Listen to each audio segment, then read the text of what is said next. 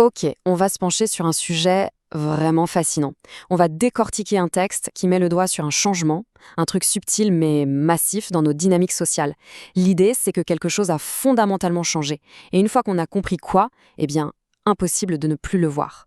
Ça part d'un sentiment, un truc que beaucoup de gens ressentent peut-être, cette impression que quelque chose cloche, que ça ne tourne plus rond. Il y a comme un décalage, un silence un peu lourd qui s'est installé dans les relations, non? La question c'est, mais que se passe-t-il au fond?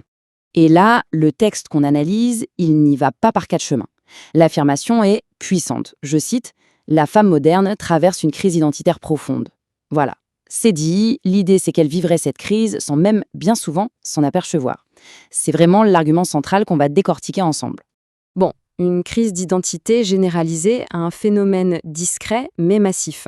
C'est intéressant. Mais alors concrètement, comment est-ce qu'elle se manifeste, cette crise? D'après notre texte de référence, tout vient d'un conflit, d'un clash, entre un message culturel qu'on entend partout et la réalité, la dure réalité. Alors là, on touche vraiment au cœur du problème, selon l'auteur. D'un côté, on a ce message culturel martelé depuis des années. Tu es parfaite comme tu es. Ça semble positif, hein? Sauf que le monde réel, lui, ne fonctionne pas comme ça. L'attention, eh bien, ce n'est plus quelque chose de garanti. Et c'est là que la source pointe du doigt une série de confusions qui seraient assez dangereuses. On aurait confondu la visibilité sur les réseaux avec la valeur personnelle. Le fait d'être désiré avec une véritable validation. Et le nombre de followers avec le respect. Le résultat? Une estime de soi qui devient hyper fragile parce qu'elle dépend de choses extérieures, des choses qui peuvent s'envoler du jour au lendemain. Alors, on peut se demander, pourquoi est-ce que cette analyse s'adresse en particulier aux hommes? Eh bien, la source est très claire là-dessus, c'est parce qu'ils sont directement impactés par cette nouvelle dynamique. L'idée, c'est que s'ils ne comprennent pas ces mécanismes, ils risquent tout simplement d'y laisser leur énergie, leur temps et même leur santé mentale. C'est donc présenté comme une sorte de clé de survie dans ce nouveau paysage social. Et ça nous amène directement au deuxième point, une contradiction qui serait assez flagrante selon l'auteur, le grand écart entre l'indépendance affichée et le comportement réel. Je n'ai besoin de personne. On l'entend partout cette phrase, c'est devenu un peu le mantra de l'indépendance moderne, on le proclame haut et fort. Mais la question que pose le texte est cruciale. Est-ce que cette indépendance est bien réelle? Ou est-ce que ce n'est qu'une façade? Et là, le texte met le doigt sur un contraste assez saisissant. D'un côté, les mots « je suis une personne forte, indépendante ». De l'autre, les faits observés. Une crise si un message n'a pas de réponse en 10 minutes. D'un côté, je ne cherche pas l'attention. De l'autre, des publications quotidiennes sur les réseaux qui sont vitales pour le moral. Ou encore, je suis heureuse seule, mais l'indifférence d'un homme est vécue comme une véritable humiliation personnelle. C'est ce décalage permanent qui est pointé du doigt. Pour que ce soit plus concret, la source donne un exemple. L'anecdote d'un certain Marc. Voilà, Marc fréquente une femme depuis quelques mois, elle n'arrête pas de lui dire qu'elle est indépendante, qu'elle n'a besoin de personne, mais dans les faits, elle exige une attention de tous les instants. S'il met trop de temps à répondre à un SMS, c'est un drame. S'il a un projet personnel qui lui prend du temps, c'est perçu comme un abandon. On voit bien la contradiction. Et ce conflit entre ce qu'on dit et ce qu'on fait, eh bien, ça a un nom en psychologie. C'est la dissonance cognitive. Quand les paroles et les actes ne collent pas, ça crée une tension interne, permanente. Et le problème, selon la source, c'est que cette frustration, cette tension, elle est souvent projetée sur quelqu'un d'autre. Et dans ce cas précis, les hommes deviendraient les boucs émissaires. Cette tension nous amène logiquement au point suivant de l'analyse, la question des attentes qui seraient complètement déséquilibrées. Un vrai problème de réciprocité. Alors là, le texte dresse un tableau assez parlant. Ce qui est demandé aux hommes, la liste est longue et très précise. Il faut être stable financièrement, ambitieux, protecteur, drôle, attentionné, disponible, mais pas collant, attention, et fort émotionnellement, bien sûr. Et en face, qu'est-ce qui est offert en retour? D'après l'analyse, la réponse est souvent très vague, du genre « je suis moi, ça devrait suffire ». Le déséquilibre est assez frappant. Et pour illustrer ça, l'auteur utilise une analogie vraiment percutante. Il dit que c'est comme si on demandait à quelqu'un d'investir 100 000 € dans une entreprise qui refuse de montrer son business plan. Franchement, qui ferait ça? Personne. C'est un risque énorme pour un retour sur investissement totalement flou. Et l'idée, c'est que c'est exactement ce risque-là que de plus en plus d'hommes refusent de prendre aujourd'hui dans les relations.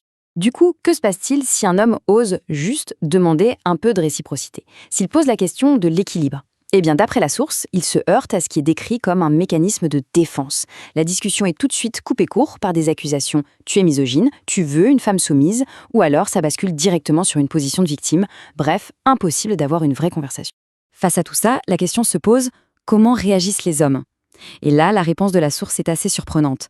Il ne s'agit pas de colère, mais d'une retraite, une retraite silencieuse. Où sont passés tous les hommes bien? C'est une question qu'on entend vraiment partout. Mais selon l'analyse qu'on étudie, la réponse n'est pas du tout celle qu'on imagine. Non, les hommes bien n'ont pas disparu. La réponse du texte, c'est qu'ils sont toujours là. Mais ils observent, ils apprennent et ils se retirent du jeu. La source insiste bien sur ce point. Ce n'est pas par haine ni par vengeance. C'est une stratégie d'auto-préservation.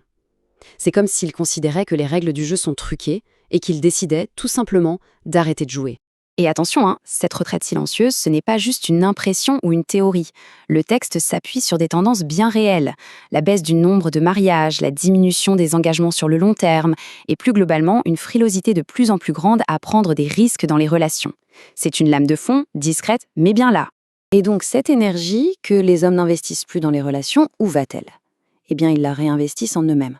Dans leur carrière, leurs finances, leur santé physique, autrement dit dans des domaines où le retour sur investissement est beaucoup plus clair, beaucoup plus sûr et bien plus prévisible que le jeu des rencontres modernes.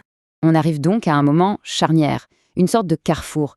L'analyse se termine en décrivant 2 chemins possibles, 2 futurs qui dépendent de la façon dont on choisit de réagir à cette nouvelle donne, l'évolution ou la résistance.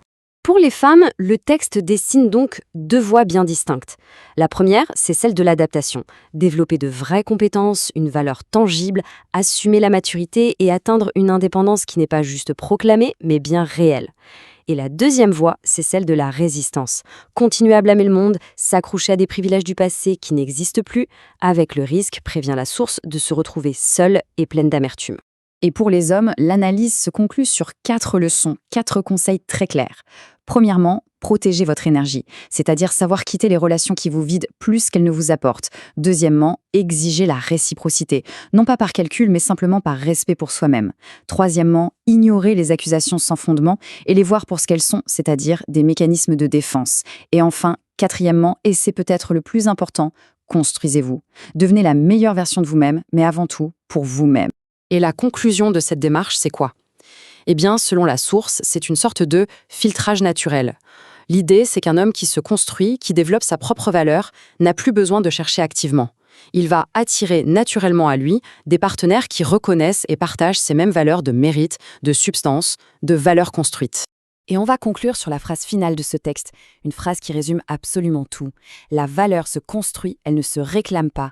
C'est une idée forte, une pensée qui, au fond, nous invite tous à réfléchir sur la direction que prennent nos relations et peut-être même notre société tout entière.